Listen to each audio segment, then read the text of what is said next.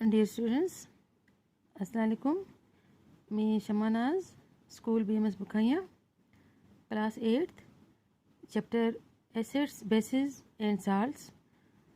तो बच्चों, हमने पिछली क्लास में एसिड्स के बारे में पढ़ा था, तो आज हम उसी को कंटिन्यू कर रहे हैं। तो बच्चों, हम थोड़ा पिछली जो हमारी क्लास हमने पढ़ी थी उसमें हम थोड़ा सा नज़र डालते हैं। तो वहाँ उसमें हमने पढ़ा था कि कुछ ऐसी एडिबल चीज़ें हैं जो हम रोज़मर्रा खाते हैं और कुछ उनमें टेस्ट में हमने देखा कि सोर होती हैं, खट्टी होती हैं, और कुछ बिटर, कड़वी होती हैं। तो हमने सोर चीज़ों के बारे में पढ़ा था कि वो सोर क्यों होती हैं, क्योंकि बच्चों उनमें एसिड होता है। एसिड की वजह से वो क्या होती हैं, खट्टी होती हैं। और मैंने आपको एक टेबल भी दिया था लर्न करने के लिए, मैं आपको फिर से याद दिला देती हूँ। जैसे कि मैंने आपको बताया था, ऑरेंजेस एंड लेमन जूस में कौन सा ये बच्चों एसिड होता है, सिट्रिक एसिड होता है। ग्रेप्स, टैमारिंड, gooseberries में टार्टारिक एसिड होता है। टोमेटोज़ में ऑक्जेलिक एसिड होता है। सोर मिल्क में लैक्टिक एसिड होता है। विनेगर में एसिटिक एसिड होता है। एप्पल्स में मैलिक एसिड होता है। और प्रोटीन्स में अमाइनो एसिड होते हैं। और मैंने बच्चे साथ में आपको ये भी बोला था कि वो वाले एसिड्स जो किस में पाए जाते हैं, जो प्लांट्स और एनिमल्स में पाए जाते हैं, हम उन्हें नेचुरल एसिड्स या ऑर्गेनिक एसिड्स कहते हैं। तो अब हम आगे कंटिन्यू करते हैं बच्चों। इन एडिशन टू नेचुरल और organic acids, there are acids which can be prepared from non-living things by chemical means. Such acids are called mineral acids. तो बच्चों, हमने पढ़ा ऑर्गेनिक या नेचुरल एसिड्स, तो उसके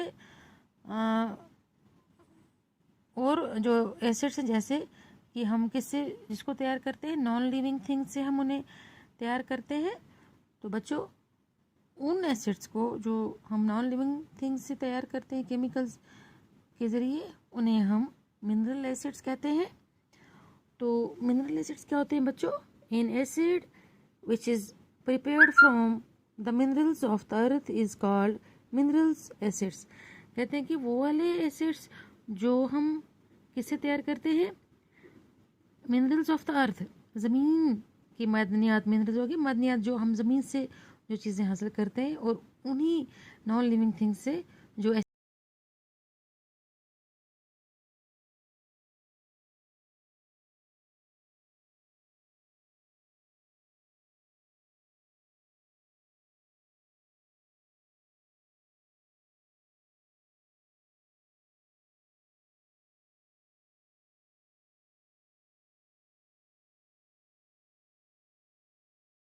और फिर आ जाता है फास्फोरिक एसिड H3PO4।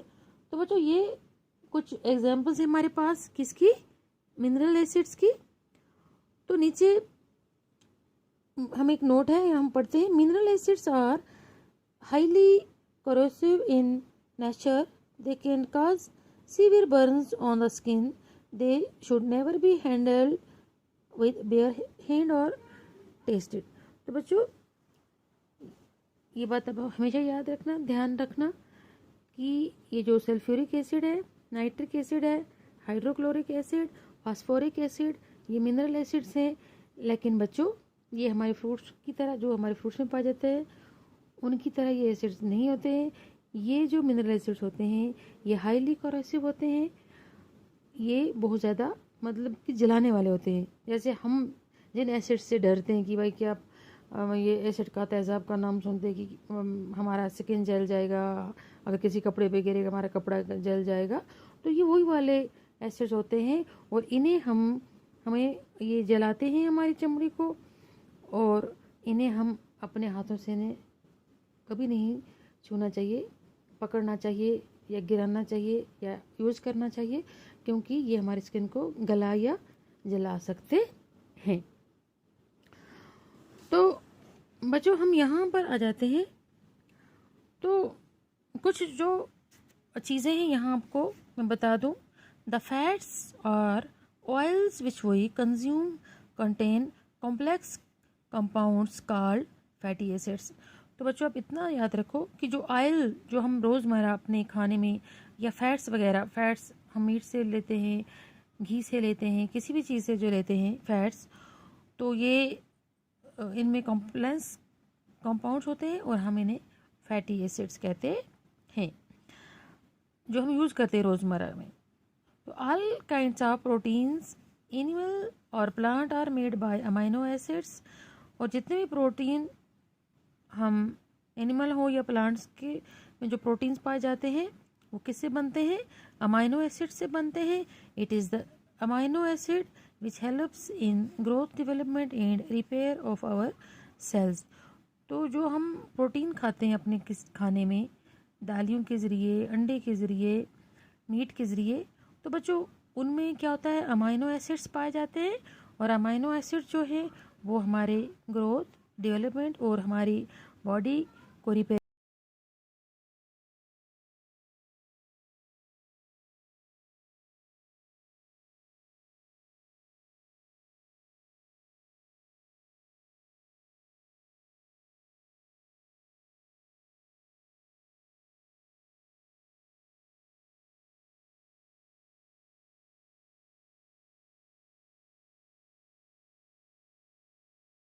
न्यूक्लियस में डीऑक्सी राइबो न्यूक्लिक एसिड, और उसे हम डीएनए कहते हैं। ये डीएनए का फुल फॉर्म है, deoxyribonucleic acid. The DNA has specific genetic information and controls every features of the living body such as look, colour of eyes etcetera. तो बच्चों ये जो न्यूक्लियस है इसमें हमारा डीएनए पाया जाता है और डीएनए में हमारे जेनेटिक इंफॉर्मेशन होते हैं, जैसे कि हमारे फीचर्स जो हमारी बॉडी में होते हैं वो ये कंट्रोल करते हैं, जैसे हमारी आंखों का कलर, हमारा हम कैसे दिखते हैं, हमारी आंखें कैसी हैं, हमारे बाल कैसे हैं। तो ये सारा जो है ये डीएनए जो है, ये जो न्यूक्लियस में पाया जाता है यही कंट्रोल करता है। ये जितनी इंफॉर्मेशन है डीएनए कंट्रोल करता है। तो बच्चों coming back to taste of substances, the substances like baking soda solution, soap solution have a better taste. तो बच्चों हम दोबारा से टेस्ट पे आ जाते हैं। पहले हमने सॉर टेस्ट के बारे में पढ़ा, खट्टी चीज़ों के बारे में, कि जो फ्रूट्स वगैरह में जो चीज़ें सॉर होती हैं उन्हें हम एसिड्स कहते हैं। तो अब हम दूसरे टेस्ट की बात करते हैं, जैसे कि बेकिंग सोडा सॉल्यूशन है या सोप सॉल्यूशन, हमारे पास साबुन सॉल्यूशन है। तो ये कैसे टेस्ट में होते हैं बच्चों? ये टेस्ट में कड़वे होते हैं। As these substances do not have sour taste, इन चीज़ों के का जो टेस्ट है वो सोर नहीं होता, खट्टा नहीं होता। Therefore they are not acids, इसलिए वो एसिड्स नहीं होते हैं। If you rub soap solution और baking soda solution between your fingers, अगर आप सोप सोल्यूशन या बेकिंग सोडा सोल्यूशन को क्या करोगे बच्चों?